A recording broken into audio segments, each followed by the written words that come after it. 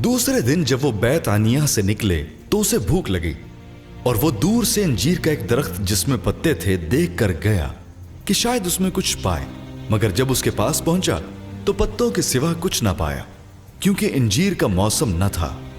उसने उससे कहा, आइंदा कोई तुझसे कभी फल ना खाए। और उसके शागिर्दों ने सुना।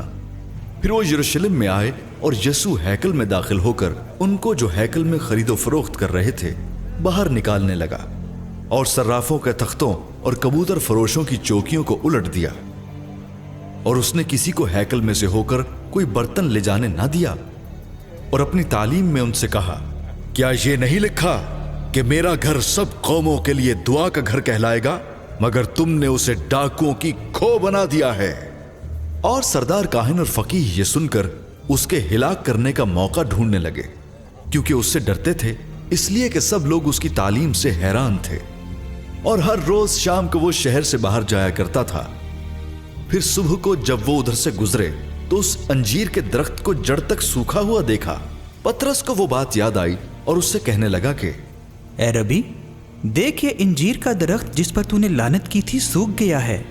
यीशु ने जवाब में उनसे कहा, खुदा पर ईमान रखो, मैं तुमसे सच कहता हूं कि जो कोई इस पहाड़ से कहे तू उखड़ जा और समुद्र में जा पड़ और अपने दिल में शक न करे बल्कि यकीन करे कि जो कहता है वो हो जाएगा, तो उसके लिए वही होगा। वो फिर यरूशलेम में आए और जब वो हैकल में फिर रहा था तो सरदार काहिन और फकीह और बुजुर्ग उसके पास आए और उससे कहने लगे, तो इन कामों को किस इख्तियार से करता है, या किसने तुझे ये इख्तियार दिया कि इन कामों को करे? यीशु ने उनसे कहा, मैं तुमसे एक बात पूछता हूं, तुम जवाब दो तो मैं तुमको बताऊंगा कि इन कामों को किस इख्तियार से करता हूं। यूहन्ना का बपतिस्मा आसमान की तरफ से था या इंसान की तरफ से? मुझे जवाब दो। वो आपस में कहने लगे कि अगर हम कहें आसमान की तरफ से तो वो कहेगा, फिर तुमने क्यों उसका यकीन न किया?